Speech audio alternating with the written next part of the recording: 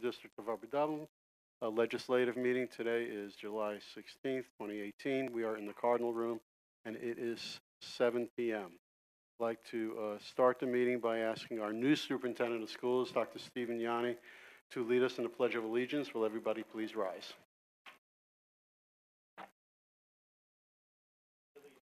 To the flag, United States of America, to the republic, one nation, God, indivisible. Okay, roll call, please, Ms. Evans. Mrs. Franczyk. Mrs. Good. Here. Dr. Kim. Here. Dr. Ludwig. Here. Mr. Ropsky. He is excused absence. Mrs. Rothman. Mrs. Sherpier. Mr. Sirota. Here. Dr. Levinowitz. Here. 8 present. 8 present. Okay, thank you. Thank you. We'd like to welcome everyone. Hopefully you are having an enjoyable, restful summer, except for the heat. Except the heat is challenging for all of us. First item is I just wanted to recognize our new superintendent of schools, Dr. Stephen Yanni. This is the first official meeting for Dr. Yanni. He's been in the audience until tonight, observing. So welcome, welcome, Dr. Yanni. We'll be hearing a lot more from Dr. Yanni in his superintendent's report. Okay, there's one item that I wanted to just inform the community and the board. I received an update about the 2018 National Leadership Conference in Baltimore, Maryland, from our Upper Dublin Future Business Leaders of America, commonly referred to as FBLA. We have an amazing, amazing club that is our FBLA in Upper Dublin. I received a report from the coordinator of that organization, which is Jessica Sundling, who does an amazing job. She's been doing the FBLA at the high school for 10 years. One very important item to recognize is that the FBLA announced that it surpassed the goal of 250,000 members last year. So in the country, there's over 250,000 members in FBLA. As a local chapter, we have 16 Upper Dublin students who competed at the National Leadership Conference. If you've ever walked into a FBLA meeting, they're usually held in the forum room, and there's over 100 students that participate in FBLA. Of the 16 competitors, 10 were first time and 6 were returning. In the Pennsylvania FBLA, there are over 500 students, advisors, and family members in attendance at this leadership conference. In addition, there were over 13,000 people in attendance, representing 47 states, Brazil, Cayman Islands, China, Europe, Haiti, Korea, Puerto Rico, and the U.S. Virgin Islands. This conference was held at the end of, end of July, early July. At the Pennsylvania State meeting during the conference, Upper Dublin was recognized as a Gold Seal chapter for the outstanding accomplishments we've had over the past year. PA FBLA announced that PA is the third largest chapter with over 13,500 members and over 300 chapters in PA. In addition, one of our stars in FBLA, Eric Yu, was recognized for qualifying for 3 straight national conferences, as well as placing nationally for both completed competitions so far. There were a total of 4 people in a room of over 400 competitors who received this recognition. After the weekend, we can now say that this young man, Eric, has placed in all 3 years at the national level since he's participated. Also, Ms. Sundling was recognized at the conference. After the award ceremony, we had a total of 9 competitors who made it onto the national stage. And just some very, very quickly, some student accomplishments.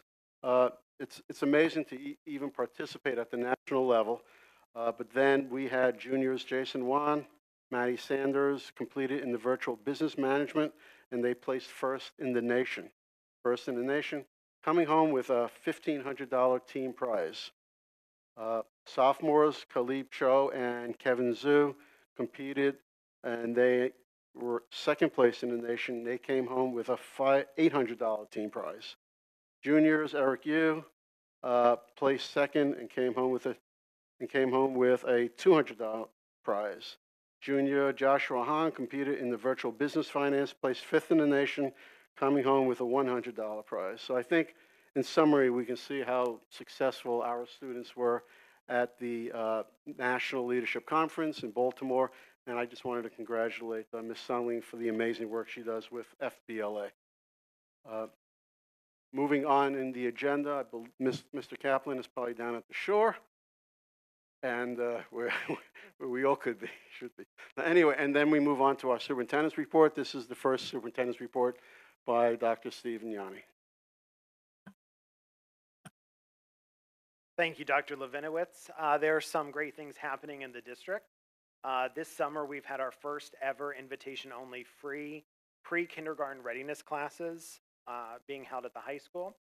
The purpose of the program is to help students transition successfully into kindergarten. Our youngest learners are getting to know what school is all about through the program, and we look forward to welcoming them officially as kindergartners in the fall. Fort Washington Elementary School Principal, Mr. McAleer, affectionately known as Mr. Mac to everyone, has been on a home visit tour visiting our incoming students. So if you follow Fort Washington Elementary on Instagram, you'll be able to see pictures of him meeting with our youngest patriot. Every year, Pennsylvania principals can nominate teachers to be Keystone Innovators. The program connects these educators to a community who use technology in creative ways. This year, we had 3 Keystone Innovators: Erica Stianchi from Maple Glen, Stephanie Coletti from the middle school, and Megan Gallagher from the high school. So we congratulate all of those individuals. As Dr. Levinowitz said, we had a number of students receive national recognition at FBLA. And a 2010 Upper Dublin High School graduate, Jared Felix, has recently written and published a book called The Running Diaries. He writes under the pen name John Trainer, and his book is available on Amazon.com, so we want to congratulate him. Other news from around the district: we're very excited to welcome our new Maple Glen principal, Mr. Rob Corcoran, who will start with us on August 1st. Since his appointment earlier this summer, he worked with Mr. Bickhart in transition and has also been working remotely on some things, and we look forward to seeing him on August 1st. The hallways of Upper Dublin High School are alive with the sounds of kids at our extended school year program and summer scholars. It's really been great getting to know some of our staff and our students as they participate in those programs. There have been a flurry of recent articles about tax increases in the district. Over the years, one line item alone, PSERS, has increased by millions of dollars. And as we build budgets for the future, we will continue to design needs-based budgets that are both educationally and fiscally sound. Following each legislative meeting, starting with this one, the district will release a board briefs document, which will highlight actions taken by the board. We hope that this will allow us to capture what happens at our legislative meetings in a timely manner. And as part of the superintendent onboarding process, the Chester County IU will be facilitating a board retreat. Part of that board retreat will allow us to establish board and superintendent goals. And once they are developed, superintendent goals will be on the website. In closing, I'd like to thank everyone for a warm welcome. It has certainly been a great 2 weeks and a day in the district officially. I'm really honored to be your superintendent. And if you haven't already, please consider following me on Twitter at Upper Dublin or Upper Dub Super. Thanks so much. Okay, thank you, Dr. Yanni. Okay, we have one presentation tonight, which is regarding the Sandy Run Middle School project update. And this presentation, Mr. Sirota will introduce and make some comments. Thank you. So as we transition from the schematic design phase of the project to design development, and now that Dr. Yanni is fully on board, we are revisiting the division of responsibilities. So Dr. Yanni will lead all of the management and administration related topics, including giving this and future presentations. And I will continue to lead all of the governance and board level topics, and we will work closely together to find exactly where that line is as we go. Dr. Yanni. Thank you. So as Mr. Sirota said, this presentation is going to be an update on where we are currently with refinements made to the building.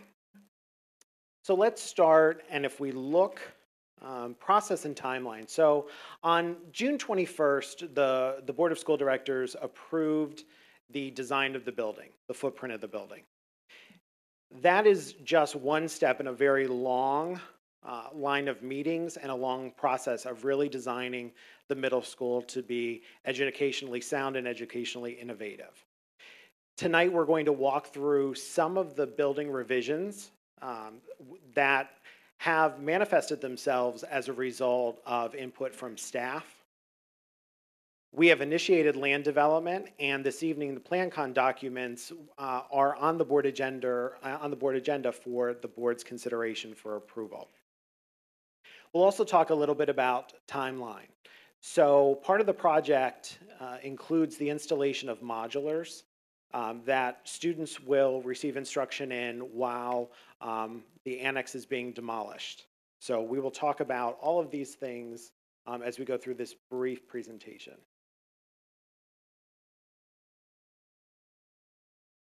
We will take a look at some building design refinements. Specifically, we're going to take a look at the planetarium location. We had some lighting issues in the music spaces, so we've worked on a fix for that. We also have some better location and some fixes for some of the concerns about windows in the science classrooms. We'll share some information on collaboration spaces, as well as courtyard access, field space, and then the overall site plan of the proposed new building. The planetarium has been the focus of many discussions in the district over the last couple of months. We have relocated the planetarium to the courtyard as it's shown in the graphic. And what this does is it allows the planetarium to be a more prominent feature in the design, and it also opens up greater access to the planetarium. There will be an entrance right next to it. If you see where the planetarium is on that first graphic, immediately south, there is an entrance so that classes and visitors will have easy access to get into the planetarium. Moving the planetarium allowed us to reduce the square footage of the building a bit.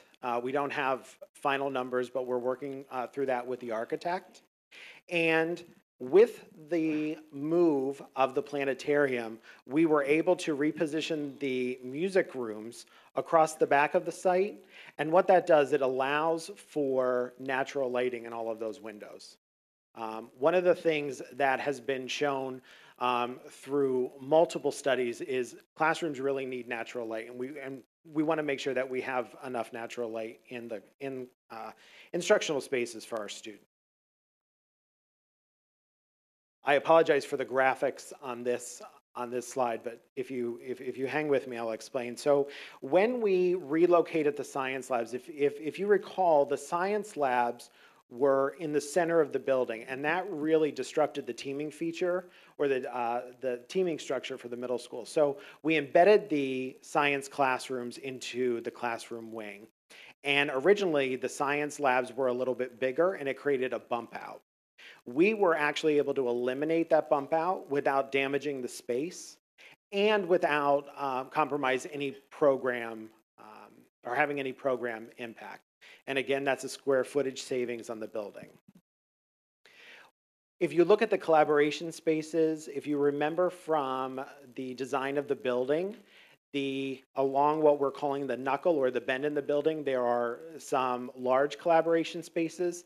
At the end of the hallways, there are smaller collaboration spaces.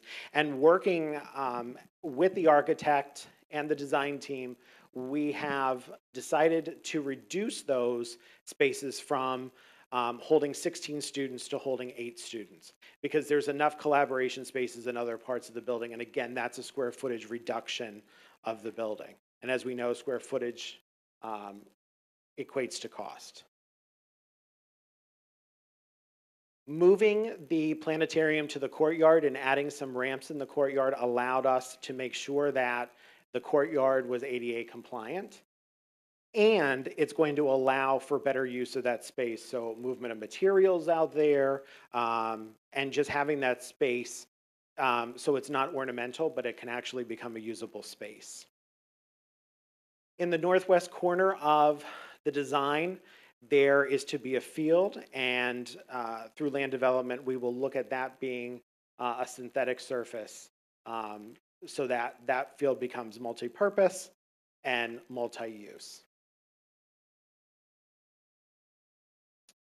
The building plan itself, if you look on the left-hand side, if you see there is a dark line all around this side of the site, the architect has taken a look at the site and recommended that we move the entire building 20 feet left and 20 feet down. So move 20 feet to the east, move 20 feet to the south, and that eliminates some major grading issues we have in that part of the site, and it also limits the amount of retaining walls that we would need around the site, which would be cost avoidance. So it's not a major change on paper, but it is a major change for the building, and it's a major source of cost avoidance. So additional information, we have reduced approximately 3,300 square feet from the building. And at this point, I'm calling that reduction cost avoidance. We're not calling it cost savings yet because we're not sure how the project will bid, but we're calling it cost avoidance. There's going to be a continued focus on finding efficiencies and opportunities for maximizing space and possibly further square footage reductions of the building. We've had meetings with staff, we've had meetings with administrators, and those meetings will continue as we look at the plan evolving. And then following all of these presentations, or anytime we make a change to the project, we're going to communicate that out to the community so that everyone is kept apprised of where we are, because this building is going to be a point of pride. We want to make sure that it's designed well and that we're communicating effectively and efficiently with the community. I know that was a very brief presentation, but at this point I'll open it up to board questions. Okay, good. Mr. Sirota, anything first that you want to add? Okay, are there any questions from the board? Dr. Ludwig? Wait. Okay. Just very quickly on the, Steve, if you can go back to the slide with the collaborative spaces. So that diagram, the one on the bottom, just that's a before. So there's 16 seats there, and we're talking about reducing those at both ends of the three-story classroom wing, reducing those spaces to 8. I just wanted to clarify that that's a before, not an after. Sure. Thank you. Thank you. And it is both ends. And that decision was made after collaboration with Director of Curriculum, our Mr. Vinogradov, Ms. Morrison, and the staff and the principal, that 8 is a more appropriate number for a collaboration space. The concern was supervision of those areas. Okay, Dr. Ludwig. Do you have a number now for what the total square footage of the building is? Or, oops, I should. I asked him. I will. You know what? When I go back to my seat, I will pull that up, and I will. Okay. We'll make sure that we announce that, at least a rough estimate. Okay. Teacher, Trippier. The shift from south and east, does that have an impact on the windows on that 6th floor, that bottom floor, where originally the discussion was on the windows in the science rooms, that they were a little bit higher? How is that affected, or how is that looking? We had some extensive conversations with the architect, and that actually improves our window situation. One of the things that I don't find it acceptable to have small or undersized windows into space that we're going to have kids. So moving that, in addition to the grading issues, it does solve some of the the window issues and the natural light issues that we were experiencing. And can you say a little bit more about the courtyard ramp, where that is Sure. happening? Sure. So if you take a look at this diagram here, along the north side of the courtyard, there will be a ramp installed so that all kids have access to the levels of the courtyard, and also for the purpose of getting materials out there, instructional materials, equipment, what have you. There will be that opportunity for that to be much easier than it was before. The point should be made that those ramps comply with ADA They do. compliance. They do. They make the Yes. the courtyard ADA compliant. And also, just to clarify that point, that diagram is a first pass. You can see the ramps don't cover the entire thing, and the actual design of the courtyard is still being developed. So the goal is to try to get access to every. Sure, tier. and Mr. Serrano makes a really good point. We had some, again, extensive conversation with the architect that we need to make sure that if we're going to have a feature like the courtyard, that all parts of it become ADA accessible. So again, everything here, these are some refinements that we've had to the project. There will still be refinements to come and future presentations to come, but yes, this is a first pass at making sure that kids have access to that courtyard. Other questions? Okay, Dr. Kim? Sure. I just have a question on your building plan slide. In regards to plan code submissions, we're moving the building 20 feet east and 20 feet south.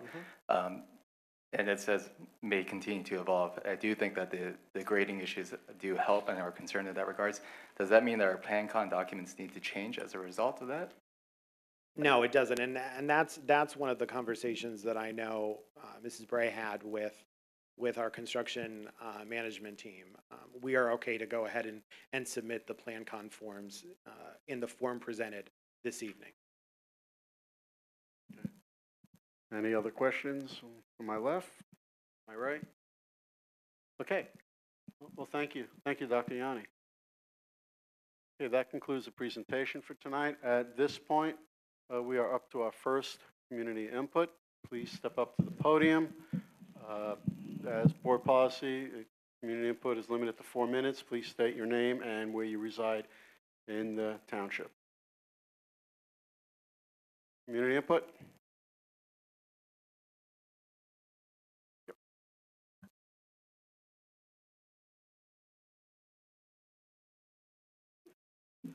Yes, Bill Swan, Glenside. Sorry, I was cleaning my glasses. Regarding the Sandy Run, the one slide, the ADA mentions considered. What was the outcome? Is it still being considered, or considered using artificial synthetic turf for the field? And then I remember recently we had someone from the real estate industry here talking about turnover and taxes and stuff like that. It was good. We kept taxes down. As an anecdotal note, 24 Eastview Drive and 13 Eastview Drive, besides being on the same street, the thing that they have in common is that both of their youngest daughters just graduated, and they're both for sale. They're leaving. They don't want to pay the taxes. And then coming in 2019, one of the properties in the 500 block of Twining should also be coming up as the youngest graduate. And then this past year, long before Dr. Yanni came, we had our college fair, and it was very nice. We had 130 or so schools were here. A lot of people. It was well received. I made a comment at the time about I would have hoped to see more top flight schools, Ivy League and stuff like that. I had heard that lots of times the Ivy League schools will turn around and send an alumnus or something to fill in rather than sending a rep. But then a few months later, I was at the Germantown Academy College Fair, and I saw that they did have 3 of the Ivy League schools, plus a number of other big-name schools that Upper Dublin didn't get, Swarthmore, Bryn Mawr, Bucknell, et cetera, et cetera, et cetera. Anyway, so I stapled the two together, kind of like, not a challenge, but as a reach, a goal for the coming 5 years of your administration, that we can get the participants of our college fair up to the level that G-Town has. Nothing wrong. I mean, you compare ours to a number of the surrounding districts, and it is head and shoulders above.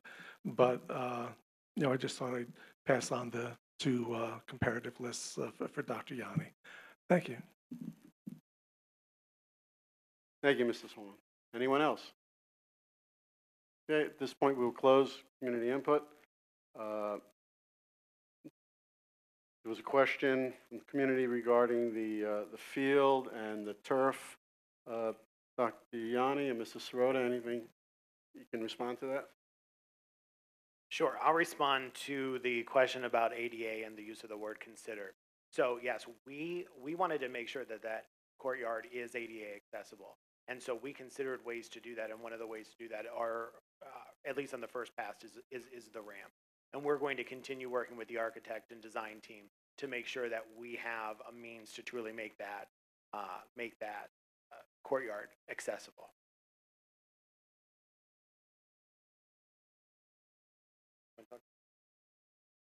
Yeah, and the word considered is actually in the statement about the synthetic surface for the field on the northwest corner.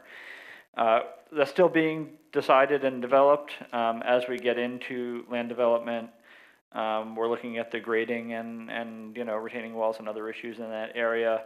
And one of the challenges that a synthetic surface requires is that the entire field needs to actually be flat, whereas a grass field can actually be slightly sloped, and that would change the retaining walls and other features in that area. So it's still being decided. The current plan remains that there's a possibility that would be an alternate bid by the time we get to bid time.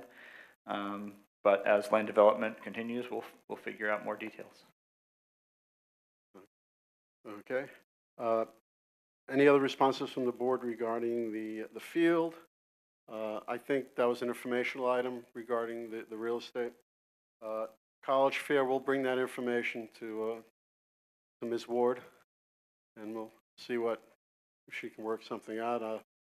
Are you surprised that they went to GA and that some of them attended GA? We would hope that they, but I believe our College Fair is not just Upper Dublin. We do get, we do have other districts that participate. So, Dr. Levinowitz, may I yes. make a comment about the college fairs? Sure thing. I had served at my alma mater on a board related to going out and doing admissions counseling, especially through the college fair process. And one of the things, first, there's a very big trend of change happening especially at the undergrad institutions around attending certain numbers of fairs per year. It's very strategic. It's very much catered toward where they believe that they're going to have students coming from, but also it's very keyed into where they have alumni who have gone to that institution. Many now do not send their employees out to fairs because of the cost. So perhaps what we could consider, and we can talk to Ms. Ward about, and the team internally, is about going back into our alumni bank and looking for people, but then they have to have an arrangement with their alma mater, be trained by their alma mater to make those presentations. So it is sort of an extensive process, but certainly something that happens. I will say I have been to many college fairs as a representative, and Upper Dublin's is by far one of the best attended, has one of the widest diversity of attending colleges and universities. I think it's something we should be very proud of, and we can always make it better, but certainly that's one thing to have as a point of pride here. Thank you, Ms. Francis. Dr. Ludwig. Just one other comment about it. I think in terms of evaluating the types of colleges that come here and meet with our students, you have to consider the ones that have special times during the day where students can sign up to see them. And I think some of the schools that you're hoping to see at the college fair do that instead. Because, I mean, I know my alma mater does not send admissions people to college fairs outside the area. It's all alumni. Okay, I think we answered the questions that were asked at community input. Any other responses from the board? Okay, we'll move on. Announcements, communications, Ms. Bray. There are none this evening. Okay, thank you. Minutes? We're asking that the board approve minutes, 6 sets of minutes from the months of May and June, various policy and legislative meetings. Okay, Mr. Rothman, second. Mrs. Rhoda? Okay. Any comments, questions, edits? Seeing none, we have 6 sets of minutes tonight to approve. All those in favor, please say aye. Aye. Anyone opposed? Moving on to the Education Committee, curriculum recommendations, Dr. Ludwig. Good evening tonight. There are 4 motions with regard to curriculum recommendations. We have not been meeting as an education committee during the summer, so Mrs. Morrison, if you would like to discuss those 4 motions quickly. I would be delighted to, thank you. We can begin with our recommendation to approve the replacement of musical instruments. We've been working with Mr. Horn over the last 2 years. There are quite a number of musical instruments that are very, very old. I believe I'm not speaking out of turn when I say some of them are as old as 40 and 50 years, and we need to start considerations to replace those instruments. So this is the first wave of replacement. And I just might add that for the past several years, we have been recognized as a distinguished music education school district, and certainly musical instruments support that. Okay, I move we approve the replacement of musical instruments. This will be a purchase in the amount of $12,341.74. My job. Are we doing all 4 and then we'll approve it? You want to do each one separately? Okay. Okay, and motion is to approve the replacement of musical instruments. Dr. Ludwig made the motion. Dr. Kim seconded it. Any comments or questions? Seeing none, all those in favor, please say aye. Aye. Anyone opposed? Moving on to item B. We recommend the continued participation in the Delaware Valley Consortium for Excellence in Equity. This consortium, sponsored and housed at the University of Pennsylvania, brings together school districts from across Delaware, the Delaware Valley, and provides information and support for excellence in equity. We send our staff, our teachers, administrators regularly to learn the best practices around excellence in equity, and we would like to continue that. I believe we must be in our easily 10-plus year of participation. We were one of the founding districts that participated. Okay, motion, Dr. Ludwig? So the motion is to approve our continued participation in this in an amount not to exceed $12,000. Okay, motion made, second. Second, Dr. Kim. Comments, questions? Seeing none, all those in favor, please say aye. Aye. Anyone opposed? Okay. Item C. We recommend the approval of two trips, overnight trips. One of them for the Upper Dublin High School football team who will be attending camp at Millersville University, and a second one for the Upper Dublin High School girls basketball team who will be going to Susquehanna again for a girls basketball camp. So I move we approve both these trips. Is there a second? Okay. As long as we win states again, I don't have a problem with Guess it worked. And may it be. Okay, we have first and we have second. This is the student activities. I believe our football team goes every year to this conditioning camp. Okay, Seeing any comments or questions? Seeing none, all those in favor, please say aye. Aye. Anyone opposed? Okay, last item, conferences. And finally, a recommendation to approve conferences for this month. So I move we approve the conference list. Okay, second? Dr. Kim, comments or questions? Seeing none, all those in favor, please say aye. Aye. Anyone opposed? Okay, technology recommendations. Dr. Ludwig, I guess.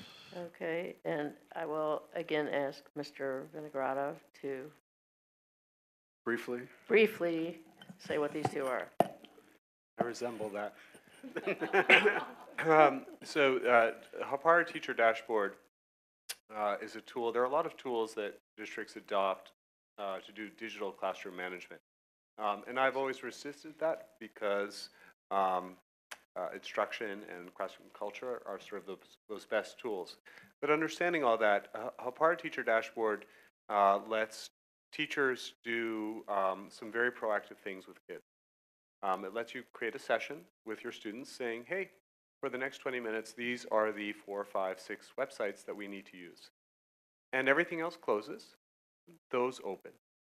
And it helps for that teacher do some proactive classroom management. And often it's not with the whole class, it may just be a few students.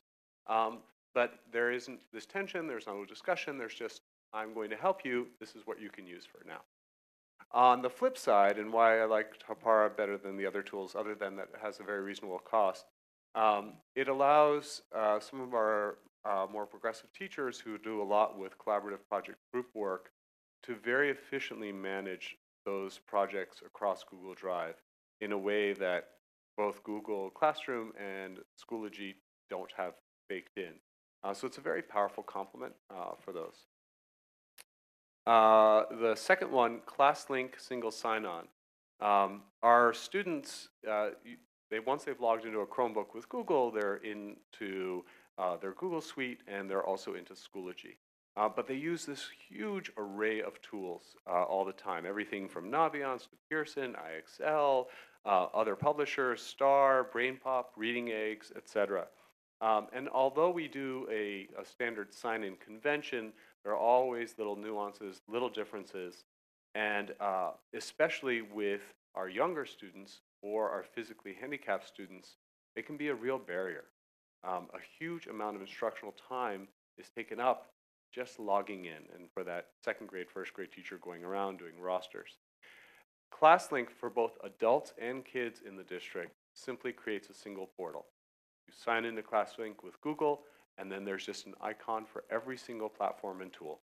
Click, and you're in. For you, Board Docs will be just one of those tools. You'll click, and you will be in.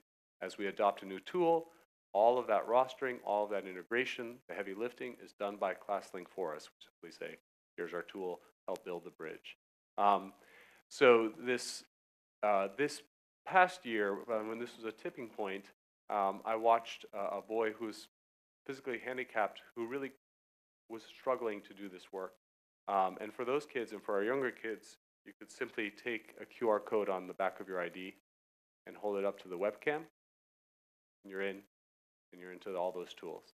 So that was a real eye-opener for me, and the MCIU for all of our partner districts has negotiated consortium pricing with ClassLink, so we get a very deep discount.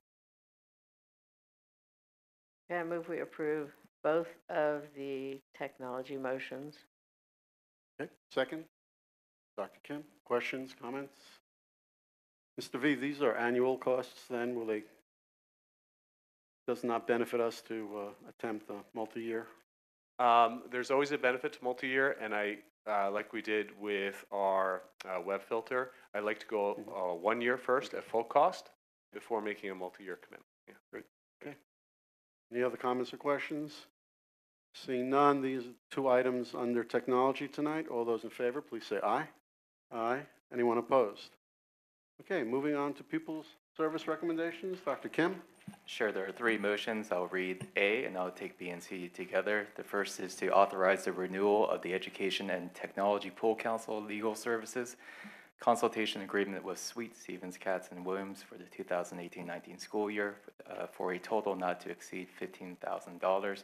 and the 2 educational services agreements as listed in the document.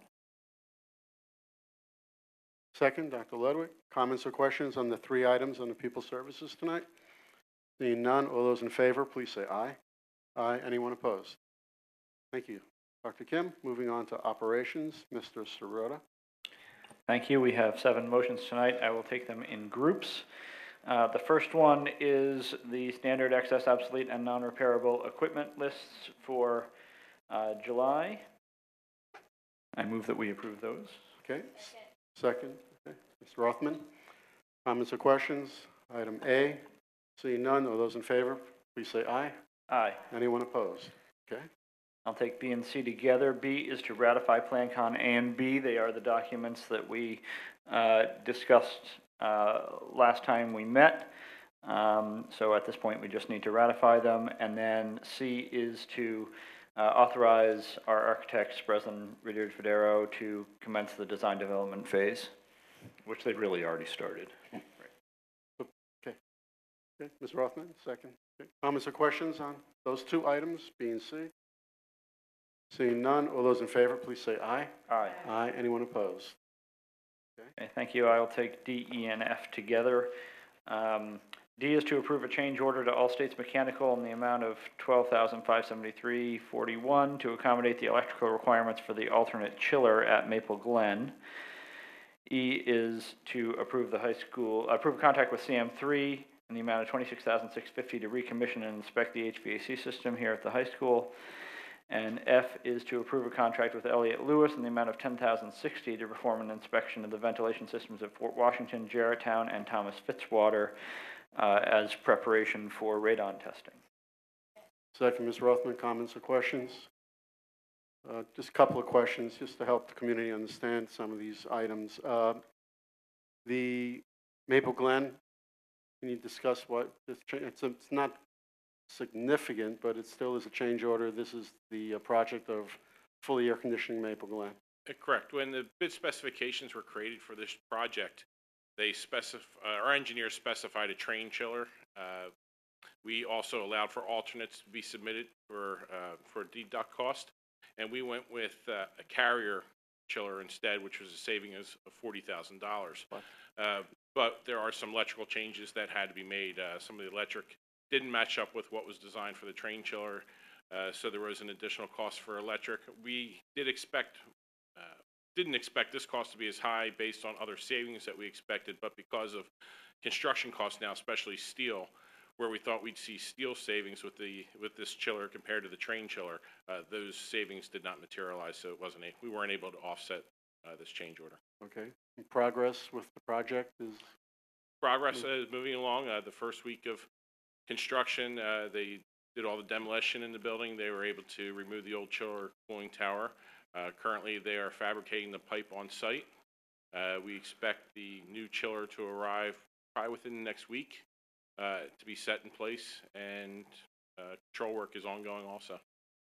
Okay. While you're there, the recommissioning of the HVAC by CM3 at the high school is just typical?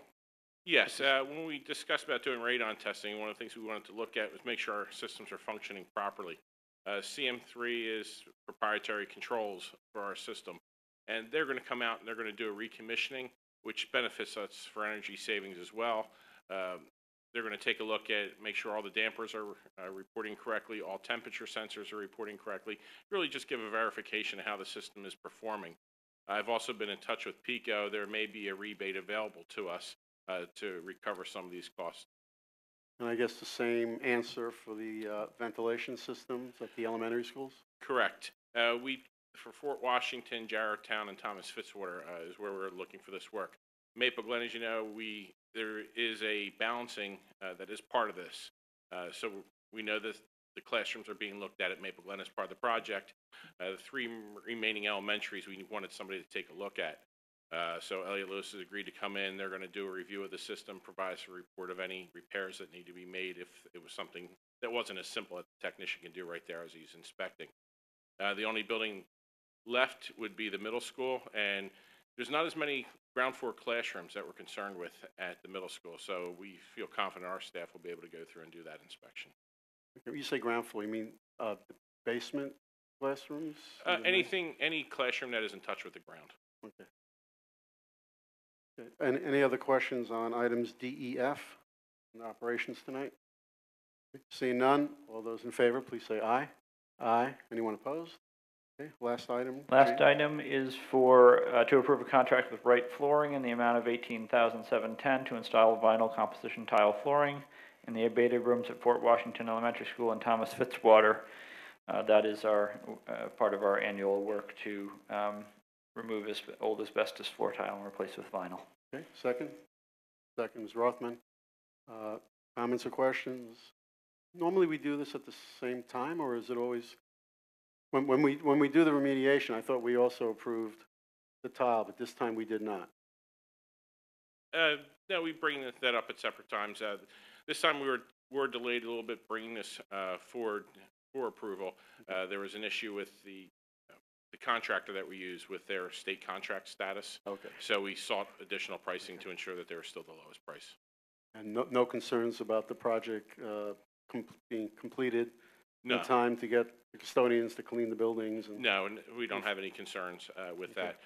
We use the same tile in every classroom, so it's a bulk order that they should receive quickly. Right. And abatement starts at Fort Washington. They start moving in tomorrow and start abating those rooms tomorrow. Then they will move. They've done the Thomas other Fitzwater. work. They've done the work before, right, Flooring? Wright Flooring has worked for us for several years, yes. Okay. Any other questions on item G? Seeing none, all those in favor, please say aye. Aye. Anyone opposed? Moving on to finance, Ms. Good.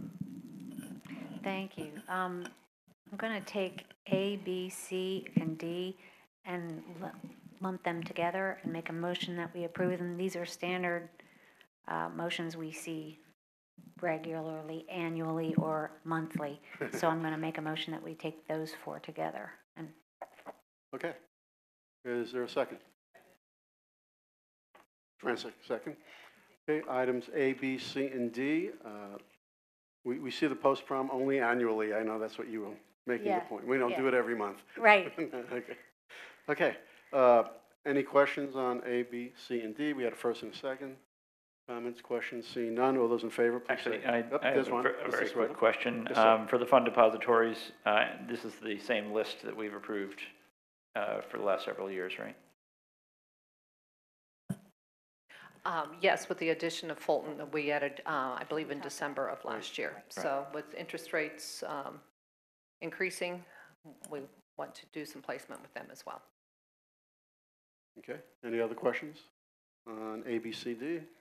Seeing none, all those in favor, please say aye. Aye. Anyone opposed? Okay. Moving. okay, so now I'd like to ask Mrs. Bray if she could comment on E, F, and G. We can take them together, but just give us a brief background. Yeah. E and F are really just cooperative purchasing groups that we use throughout the year to obtain good pricing and compare to make purchases for it. For example, Mr. Lester just referred to Wright Flooring as someone who has been involved in CoStars. We buy vans sometimes as well through CoStars. Pepin tends to be more technology related. So just a lot of different cooperative purchasing that we use throughout the year. It's always the numbers and what group we're using is disclosed in any motions that are approved by the board.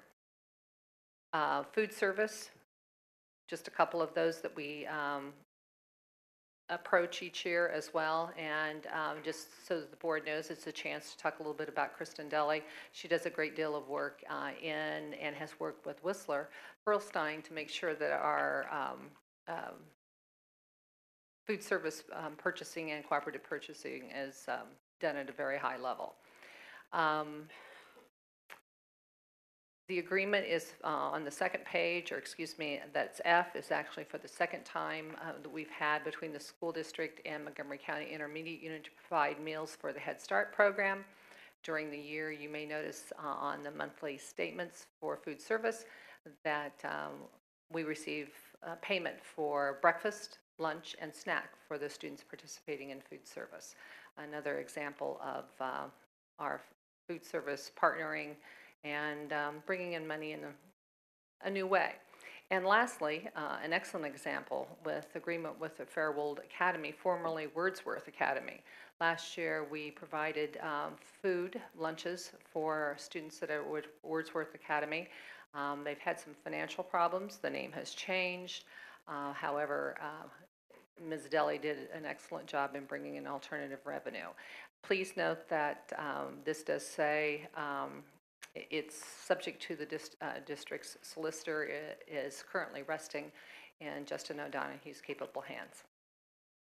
Okay, so then I'd like to make a motion that we take items E, F, and G all together and pass that. Okay, is there a second? Second, Ms. Francis. Any comments or questions on E, F, and G? Dr. Ludwig? This is a question. It's kind of not, it's related to the motions, but not exactly on the motions. I know when we've had a deficit in the food service, it's a separate fund that we've had to make up the money from the general fund. So I guess my question is, if we're making money in the food service. You're setting her up.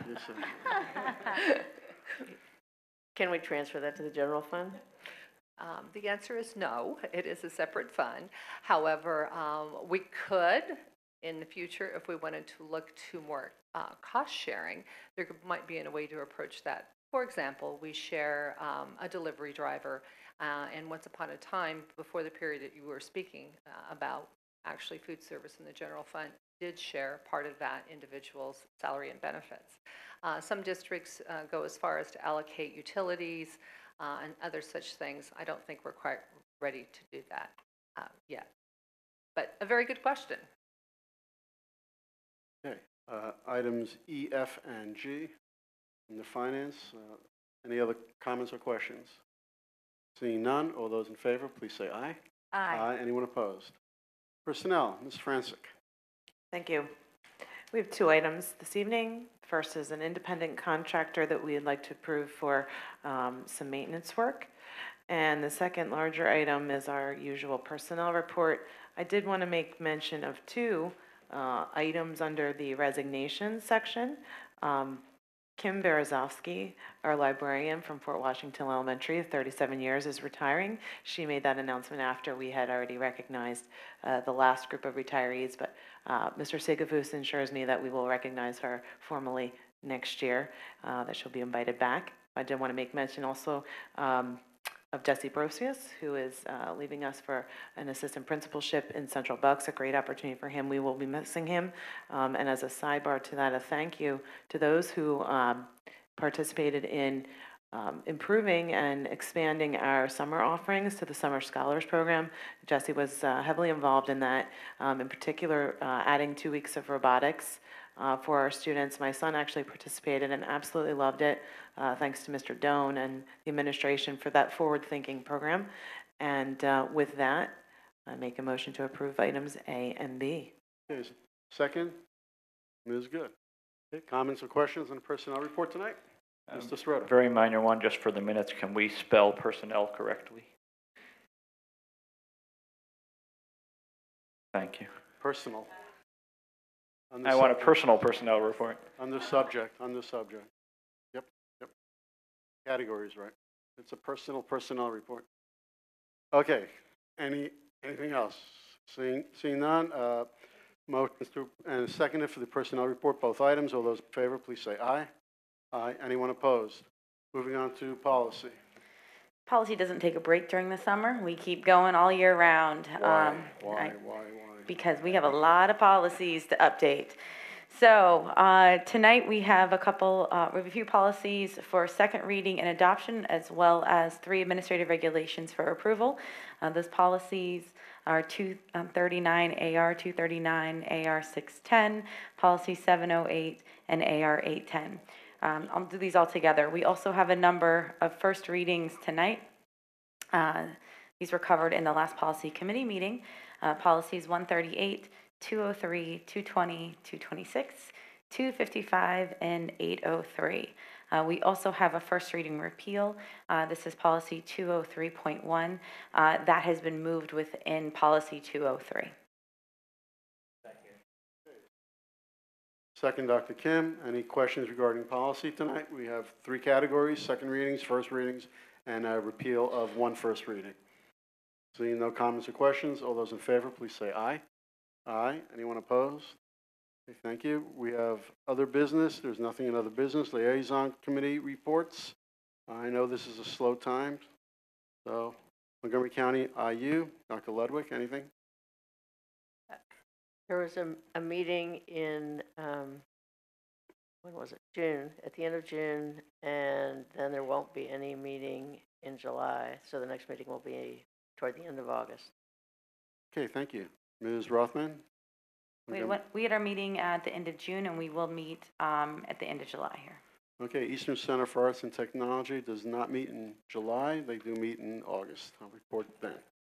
Excellence and Equity Steering Committee, Dr. Kim? Yes, the steering committee is tentatively scheduled for August 21st, but we're hoping to square down the date for that event. Okay. Ms. Sherpier, the EAC, the Educational Advisory Committee? The EAC will be meeting next on September 13th at 7:30 in the media room, media center. Okay. Pennsylvania School Boards Association, just remind my colleagues of the PASA PSBA Leadership Conference. Some board members have already submitted their paperwork. If there's anyone else who has interest to attend, I think you need to do it as soon as possible. PTA, PTO, Ms. Francis? No report this evening. Okay, the township, Mr. Rowski's not here, but they did not meet past month. Education Foundation, Ms. Good. Okay, off for the summer. Okay, solicitors report. Mr. Diasio. Thank you. I have the executive session announcement for today, and the executive session to announce is that the board met in executive session today, July 16th, 2018, immediately prior to this public meeting to discuss matters of personnel. Thank you. Okay, nothing else. Okay, thank you, sir. We're up to our second community input. Please state your name, where you reside in the township, 4 minutes.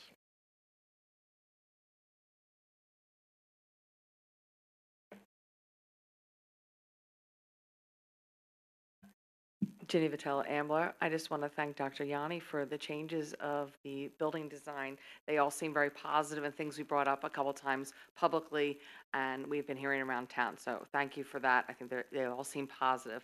The one question I do have is I'm ever concerned about the baseball field and the floodplain. Does the building with this move just get closer to the baseball field versus pushing the baseball field further into the floodplain? Thanks.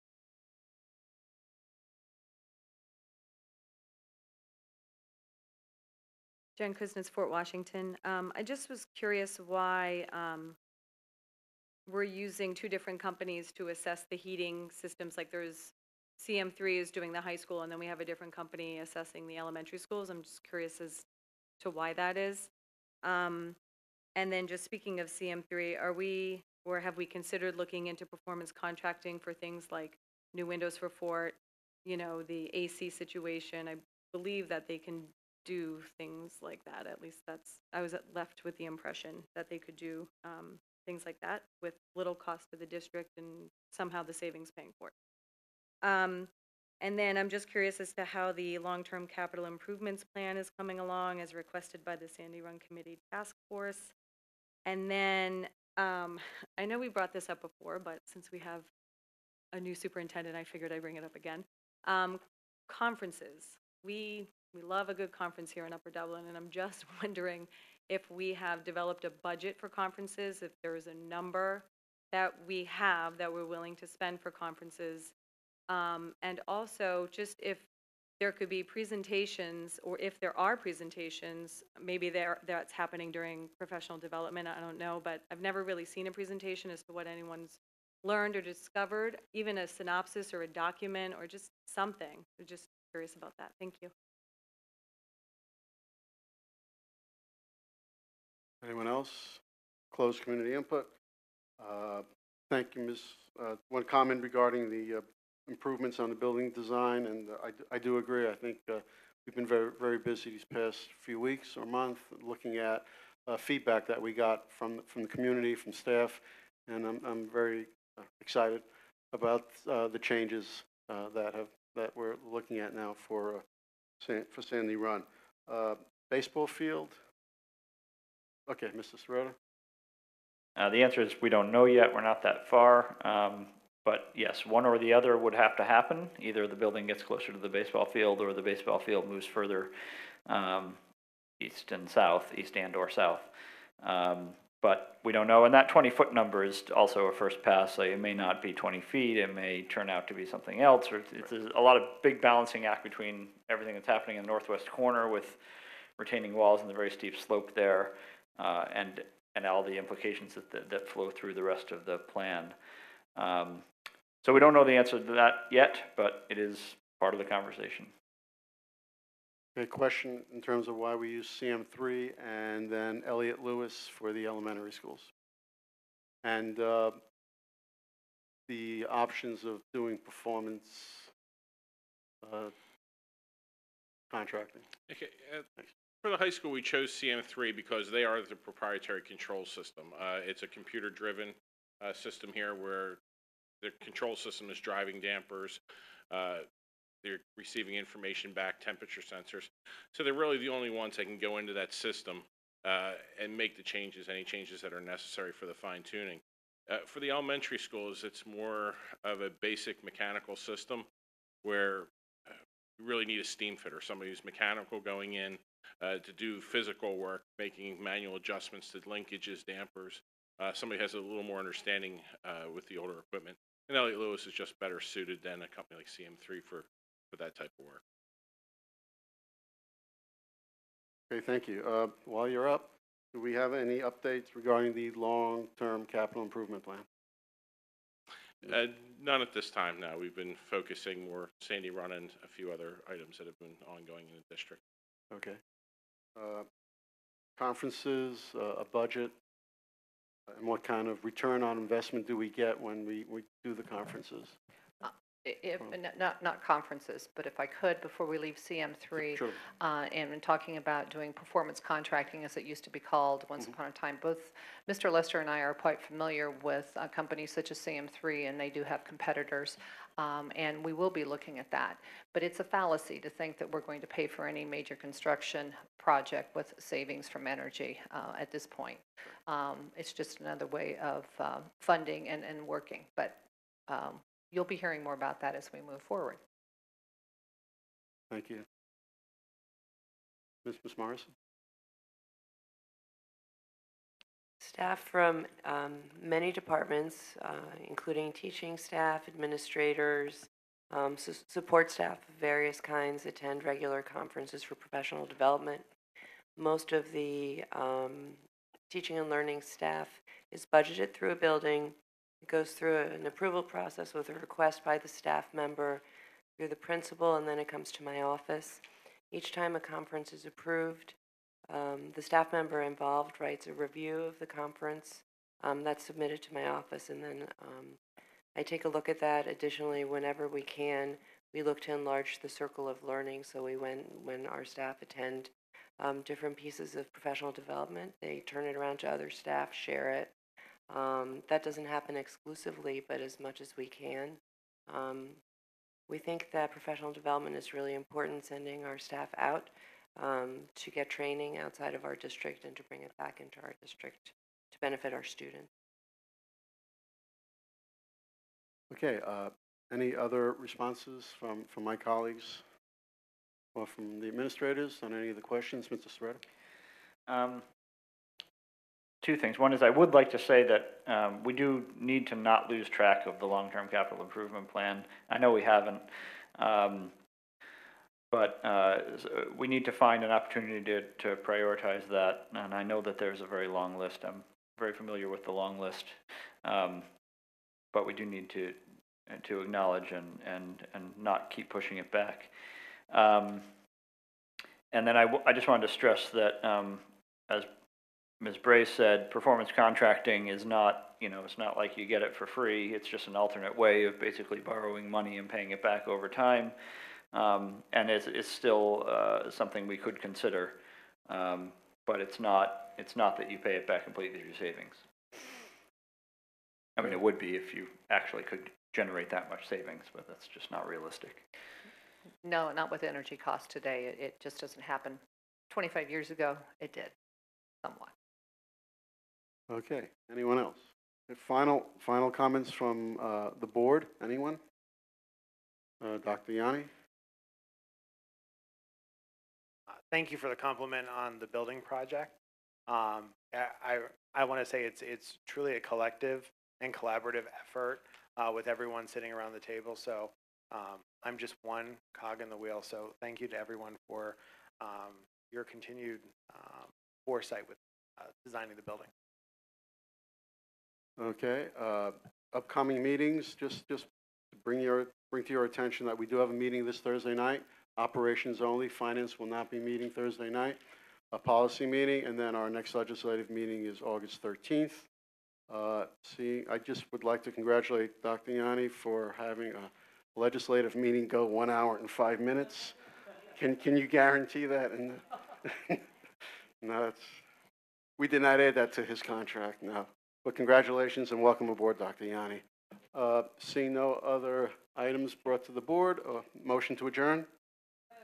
Mr. Rothman, second, Ms. Good. All those in favor, please say aye. Aye. Everyone, please enjoy the rest of your summer.